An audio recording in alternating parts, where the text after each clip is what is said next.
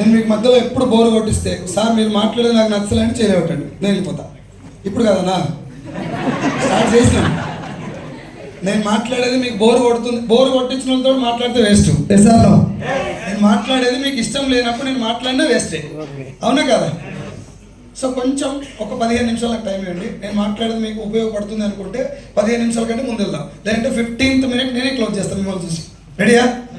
కొత్తగా వచ్చిన వాళ్ళలో ఎంతమంది బలవంతంగా వచ్చారు? ఫోన్ చేసి చేసి చేసి నరికి నరికి. నెంబర్ 1 బ్లాక్ క్యాప్, నెంబర్ 2 ఈయన లేపుతలేడు ఎందుకు మొత్తం వచ్చినాడు ఆయన. 3 ఏళ్ళు ఆయన బదిలాడు, నాతో పాటు గుంటూరులో పనిచేసిన లేడు. ఇప్పుడు వీళ్ళందరూ సార్ సైదుల్ సార్ అంటున్నారు కదా, సైదుల్ సార్ మీ అందరికంటే ఎక్కువ ఆయనకే. ఆయన ఇవాళ వచ్చిన 3 ఏళ్ళ తర్వాత, 3 ఏళ్ళ కింద చెప్పిన నా ఇన్కమ్ 0 ఉన్నప్పుడు సుద్దాలు అన్నాను. పోలే ఈ రోజు వచ్చింది హ్యాపీ, ఇంకా రాను చాలా మంది. బలవంతంగా రావడానికి కారణం ఏంటిది? డబ్బులు అవసరం లేకనా, ఇది ఏందో తెలియకనా? సార్ మాట్లాడరా? నేను మిమ్మల్ని మాట్లాడమని అడుగుతున్నాను. నేను తుపాకినేం కాదు. ఇంటర్మీడియట్ చాలా కష్టంతో పాస్ అయినా, డిగ్రీ నా పక్కన ఒక అమ్మాయి పడితే ఆమెను బదిలాడితే ఆమె చూపిస్తే పాస్ అయినా. దరిద్రం ఏంటంటే అమ్మాయి ఫెయిల్ అయింది పడే. ఆమె బాగా ఒక్కటి సబ్జెక్ట్ నేర్చుకొని వచ్చింది, నేను మిగతా అన్ని నేర్చుకున్నది ఒక్కటి పోయింది. అది ఒక్కటి పోయేది ఆమె కాపాడింది, పోయింది. నన్ను చెర్లకెళ్ళి బయట తీకింది, ఆ ఊపులు ఆమె చెర్ల పడ్డది. ఇది మన లైఫ్. సో డిగ్రీ కూడా చాలా కష్టంగా పాస్ అయినటువంటి జీవితం. నేను ఫార్మా జాబ్లోకి 2010లో ఇంటర్వ్యూకి పోయినా, 6 సార్లు ఇంటర్వ్యూకి పోతే నా బాధ భరించలేక 7వ సారి నేను దండం పెడితే నాకు జాబ్ ఇచ్చారు. సో నా దగ్గర టాలెంట్ ఏం లేదు, కానీ వెస్టీజ్లో పవర్ ఉంది, నా దగ్గర ఆకలి ఉంది, పట్టుకున్నాను. నేను ఇక్కడ కూర్చున్న మీ అందరికంటే నేను అనుకుంటే ఏంటంటే చాలా లోయెస్ట్ టాలెంట్ అండి అది. టాలెంట్ విషయంలో, పని విషయంలో కాదు. పని విషయంలో మాత్రం నాకు కొంచెం మా నాయన ఇచ్చిన గిఫ్ట్ ఏంటంటే కష్టపడ్డా.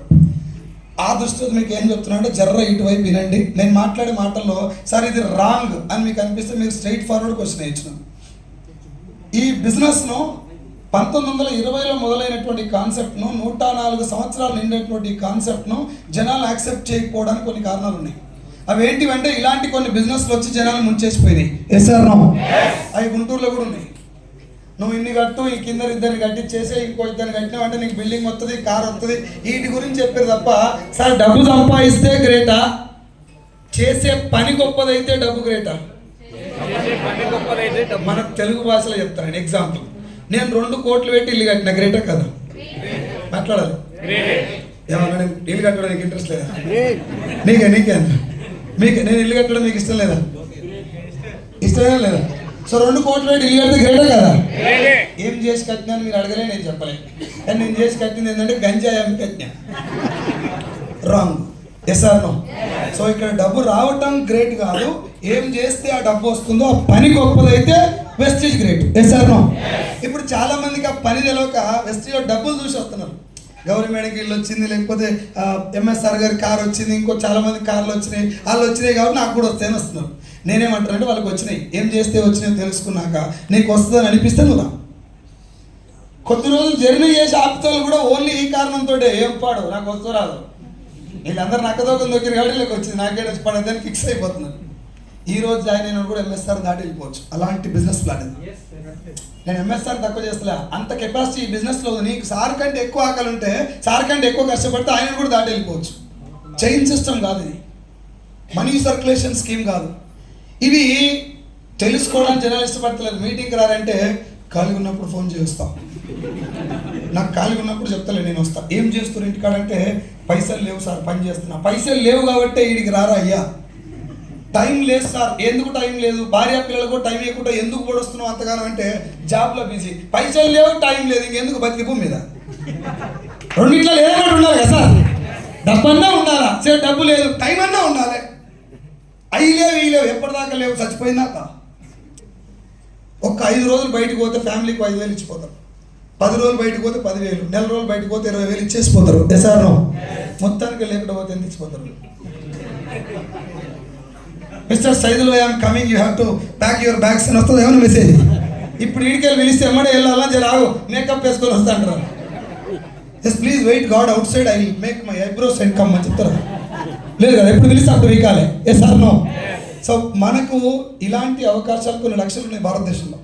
Not only network marketing, not only Vestige, కొన్ని లక్షలు ఉన్నాయి. కానీ జనాలకి ఏంటంటే చిన్నప్పటి నుంచి మైండ్లో ఒక లైన్ పెట్టిరు, మనం బాగా చదువుకుంటే మంచి కోళ్ళు వస్తుంది, మంచి మొగడు వస్తుంది, మంచి పిల్లం వస్తుంది, బాగా బీభత్సం కట్నం వస్తుంది. కథ ఉద్యోగం చేసి సావాలి. ఉద్యోగం పురుష లక్షణం అని కూడా చెప్పి నన్ను ఉంగవేడుకుతారు. కష్టం ఉద్యోగం పురుష లక్షణం కాదు అయ్యా, సంపాదించుడు అందరి లక్షణం. ఏ సార్ ఏం ఫిక్స్ అయిపోయాడు, బాగా చదివితే బాగా డబ్బులు వస్తాయి, బాగా చదివితే డబ్బులు వస్తాయి. రాంగ్ కాన్సెప్ట్ రైటా? చదువుకి డబ్బుకు సంబంధం. రజనీకాంత్ టికెట్ కొడితే సూపర్ స్టార్ అయిపోడు కాదు. టికెట్ కొట్టే లోపల ఒక ఆయన చూసి పట్టుకొచ్చి ఆడ కూర్చోబెడితే ఈ బికెమ్ సూపర్ స్టార్. టికెట్ కొట్టేటప్పుడు ఆడ వచ్చి చూడకపోయినా, చూసినాడు పట్టకపోయినాడు, ఇట్లాంటి మచ్చగా చూసినా వద్దులే నేను టికెటే కొడతానని ఆయనే ఉన్నా, ఇక రజనీకాంత్ కండక్టర్నే ఉండేటాడు. Yes sir no? నీకు నాకు కావాల్సింది జీవితం మారడానికి అవకాశం, ప్లాట్ఫామ్. సచిన్ టెండూల్కర్ ఎంత మంచి క్రికెటర్ అయినా ఎవడోడు బ్యాట్ చేతిలో పెట్టారు. నువ్వు నేను ఎంత మంచి కళాకారుడు, ఎంత మంచి సింగర్ అయినా ఎవడో ఒకడు మైక్ చేతిలో పెట్టకపోతే బాత్రూమ్ డోర్ పెట్టుకొని పాడుకోవాలంతే. ప్లాట్ఫామ్ దొరికితేనే మన లోపల ఉన్నటువంటి వర్క్కు, నీ దగ్గర శ్రమ పడేటటువంటి బలం ఉంది, నా దగ్గర కష్టపడే తత్వం ఉంది. నా దరిద్రం ఏంటంటే వేరే ఉంది గడిగినాం 11 ఏళ్ళు తెలియక. నేను కంపెనీలకి వెళ్ళిపోదామనేసరికి నన్ను మీటింగ్ పిలిచి, Saidulu you're doing fantastic job. నాకేమనిపించారు, ఓ కొడక ఈ కంపెనీ నా జీవితం మొత్తం ఇచ్చేసారి. నాకు ఇంత పెద్ద అవార్డులు ఏముండదు, కంగ్రాచులేషన్స్ సైజులోనే ఒక అడు ఉంటుంది బొక్క, అది 30 రూపాయలు పెడితే బయట 7 దొరుకుతుంది. అది తీసి 10 మందితో సపోర్ట్లు కొట్టించి కంగ్రాచులేషన్స్ అంటే కదా నీ జీవితం మొత్తం దానికి అంకితం చేస్తాను. నీ బలం అది కాదు. జాబ్ చెడ్డదని నేను అంటలేను సార్, నాకు బో పెట్టిన జాబ్, నేను జాబ్ని అప్రిషియేట్ చేస్తాను. బట్ నా బలం అది కాదు. కండక్టర్గానే బతికితే రజనీకాంత్ కండక్టరే, గంగావ లేకనే ఉండి ఇంటికాడ గిన్నెలో కూడా ఉండేది. ఒక అవకాశం వచ్చింది కాబట్టి became celebrity. Yes sir no? ఆయన ఎవరు? మహేంద్ర సింగ్ ధోని. టీటీగా పనిచేస్తున్నాడు, టీటీగానే బట్టి చచ్చిపోయాడు ఆయన ఒకవేళ ఈ అవకాశం రాకుండా ఉంటే. గాజువాక ఝాన్సీ, కండక్టర్ ఝాన్సీ, ఎవరెవరు పాట, అమ్మ నువ్వు ఈడగా తల్లి నీకు మంచి ప్లాట్ఫామ్ ఉందని చెప్పేసి బికేమ్ సెలబ్రిటీ. అంటే మన అందరికి అవకాశాలు వస్తాయి. కళ్ళ ముందు దోస్తులు చెప్తారు, అరే ఒక మీటింగ్ రా, ఒక్కసారి రారంటే ఏం మీటింగ్ అని నువ్వు చెప్పు నాకు. అరే కాదు రాళ్ళు వచ్చి ఏ ఆడికి వచ్చేదేమో నువ్వు చెప్పరా అదవా. ఇంకో కామన్ డైలాగ్ తెలుగు రాష్ట్రాల్లో నేను వింటున్న డైలాగ్ ఏంటంటే, ఇన్ని చూసినాం ఒరే, ఇన్ని చూసిన వాళ్ళు ఇంట్లో ఒక్క బెంచ్ కారని ఉండాలి. మన బండి పెట్రోల్కే దిక్కుండదు, కరెంట్ బిల్ కట్టాలంటే వాడు ఎలా ఆగాలి. Yes sir no? నేను అందరిని అంటలేను సార్, ఆ బ్యాచ్ ఎక్కువ ఉన్నది తెలుగు రాష్ట్రాల్లో. జగన్మోహన్ రెడ్డి అది బాగలేదు, చంద్రబాబు నాయుడు బాగలేదు, మోడీ బాగలేడు, KCR waste, Revanth Reddy waste. Current bill కట్టలేనివాడు కూడా రాష్ట్రాన్ని పరిపాలిస్తూ వేస్తున్న స్థాయిలో నేను మిమ్మల్ని అనలేను, మన బ్యాచ్ అదే. ఈ బ్యాచ్ మొత్తానికి మనం హెడ్. ఒకప్పుడు ఎవడన్నా వచ్చి లైఫ్ బ్రాండ్ అంబాసిడర్, ఎవడన్నా వచ్చి లైఫ్ గురించి కొంచెం సీరియస్గా మాట్లాడితే, అరే మనం ఎదగాలి, కష్టపడాలి, లక్ష్యం ఉండాలంటే ఇంకా సెట్ అయ్యి లేచేదాని మీద. అట్లా సీరియస్గా లేకుండా జస్ట్ ఒక 6 సార్లు ఇంటర్వ్యూ ఫెయిల్ అయ్యి 7వ సారి జాబ్ వచ్చింది. 4500 నా జీతం. నా పేరు సైదులు, నేను ఉండేది హైదరాబాద్, మా ఊరు వచ్చేసి రంగారెడ్డి జిల్లా మంచాల్ మండల్ ఆరుట్ల. వెస్టీజ్ ప్లాట్ఫామ్కి నేను వచ్చి